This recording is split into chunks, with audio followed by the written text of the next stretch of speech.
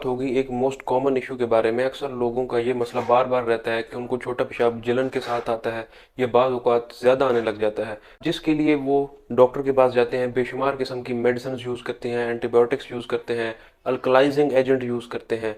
तो इसकी वजह बेशुमार हो सकती हैं। लंबे अरसे के लिए एंटीबायोटिक्स यूज़ करने की वजह से नुकसान ये होता है, जिस्म के अंदर मौजूद जो हेल्दी माइक्रोबायोम्स होते हैं, जो हमारे नॉर्मल फ्लोरा का हिस्सा होते हैं, जो गट का हिस्सा होते हैं, आंतों के अंदर जो पाए जाते हैं, उनकी वजह से वो भी किल हो जाते हैं, जिसकी वजह से जो बॉडी का नॉर्मल एब्जॉर्प्शन का, डाइजेशन का मैकेनिज्म था, फूड को एब्जॉर्ब करने का, वो अब डिस्टर्ब होना शुरू हो जाता है। ज़्यादा अरसा एंटीबायोटिक्स यूज़ करने की वजह से आपको और मज़ीद नुकसान होता है। अगर आप अंडर डोज मेडिसिन यूज़ करते रहेंगे, जिसकी वजह से एंटीबायोटिक्स रेजिस्टेंस भी डेवलप हो जाती है। अब लाजमी नहीं है कि जो पेशाब के साथ जलन हो रही है वो इन्फेक्शन की वजह से ही हो।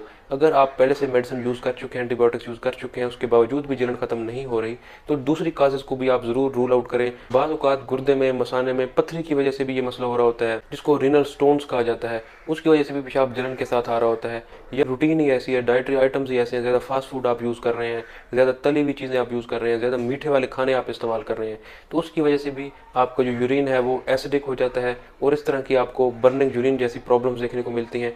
या आपका डेली रूटीन में वाटर का इंटेक कम है, अगर आप कम पानी पीते हैं, जिसकी वजह से पेशाब सही से नहीं बन पा रहा होता, जिसकी वजह से जो यूरिन है वो ज़्यादा कंसनट्रेटेड हो जाता है, जिसमें पानी की मिकदार कम होती है, तो ही ये प्रॉब्लम आपको देखने को मिलता है। इस वीडियो में बात होगी कुछ ऐसे सप्लीमेंट्स के हवाले से जिनको आप रूटीन में ऐड करें तो इस तरह की बर्निंग, मैच्योरेशन, पेशाब के साथ जो जलन जैसा मसला था उससे आप खुद को बचा सकते हैं।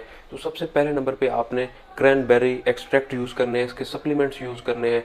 ये आपका जो यूरिन है उसकी पीएच को नॉर्मलाइज करेगा, उसको मेंटेन करेगा। उसके अलावा जो डिफरेंट बायकार्ब्स आते हैं, डिफरेंट सिरप फॉर्म में बायकार्ब्स आते हैं, आप उनको यूज़ कर सकते हैं ताकि वो आपकी यूरिन की पीएच को अल्कलाइज करें, यूरिन के पीएच को अल्कलाइन साइड पे ले आएँ और उसके एसिडिक नेचर कम हो जाए। इसके अलावा अगर आप कुछ फूड आइटम्स की बात करें, कुछ डाइटरी रेमेडीज़ की बात करें, तो फर्स्ट नंबर पे आ जाता है कुकम्बर। आपने खीरे का इस्तेमाल ज़्यादा करना है और इसके अलावा आपने लेमन जूस का इंटेक बढ़ा देना है। उसके अंदर सिट्रस प्रॉपर्टीज़ पाए जाते हैं, विटामिन सी होता है, एस्कॉर्बिक एसिड होता है, इसकी एंटीऑक्सीडेंट प्रॉपर्टीज़ भी होती हैं। इसके अलावा आप हनी का इस्तेमाल भी कर सकते हैं। अब हनी की भी एंटीऑक्सीडेंट प्रॉपर्टीज़ हैं, ये भी इन्फेक्शन से, इन्फ्लेमेशन से प्रिवेंट कर रहा होता है। इन सब का आपने कंबाइंड फॉर्म में जूस इस तरह बना लेना है कि फर्स्ट पे आपने कुकम्बर को काट के उसको उसको ग्राइंड करके उसका जूस निकाल लेना है। कुछ ही दिन इनका इस्तेमाल करें, सुबह शाम इनको आप रूटीन में ऐड करें तो आपको वाज़े फ़र्क महसूस होना शुरू हो जाएगा बॉडी के अंदर। आपने कुकम्बर को छोटे पीसेज में ऐड करके उसको क्रैश करके उसका जूस बना लेना है। इसके अलावा आपने इसमें लेमन भी ऐड कर लेना है। लेमन के जो छिलके होते हैं जिनको आप इस्तेमाल नहीं कर रहे होते, तो उनका भी बेशुमार फ़ायदे होते हैं। उनके अंदर 5 गुना ज़्यादा ग़िज़ाइयत होती है, उसके अंदर 5 गुना ज़्यादा मिनरल्स और न्यूट्रिएंट्स पाए जाते हैं। तो आपने उसको भी मैश कर लेना है, उसमें हनी ऐड कर सकते हैं। अब हनी आपको 2 किस्म के फ़ायदे देगा। एक तो इसके अंदर एंटीऑक्सीडेंट प्रॉपर्टीज़ हैं, इसके अंदर ऐसे कम्प्लेक्स कार्ब्स हैं जो कि आपका, अगर आप डायबिटिक पेशेंट है तो भी आपके लिए प्रॉब्लम का बायस नहीं बनेगा। आप इसके प्रॉपर्टीज़ से फ़ायदा उठा सकते हैं।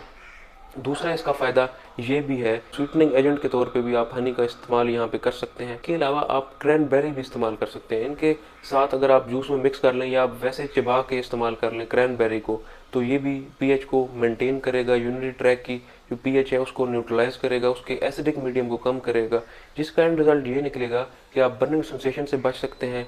जो ज़्यादा प्रॉब्लम पेशाब जलन के साथ आ रहा था, इससे आप खुद को बचा सकते हैं। इसके अलावा जो यूरिनरी ट्रैक होगा वो अब एसेप्टिक रहेगा, क्योंकि जब मीडियम ज़्यादा वहाँ पे एसिडिक रहेगा तो बैक्टीरियल ग्रोथ के चांसेस भी वहाँ पे बढ़ जाते हैं। आपने हाइजीन को भी मेंटेन रखना है और इस जूस का कंजम्पशन आपने 1 हफ्ते तक करना है। उसके बाद आपको बेशुमार ऐसे फ़ायदे आपको बॉडी के अंदर देखने को मिलेंगे और ज़्यादा एंटीबायोटिक्स की वजह से जो आपकी बॉडी के ऊपर बुरे इम्पैक्ट क्रिएट हो रहे थे, आप उससे भी बच पाएंगे। बॉडी के जो नॉर्मल फ्लोरा था, जो हेल्दी माइक्रोबायोम था, वो भी इस तरह आपका सेफ रहेगा।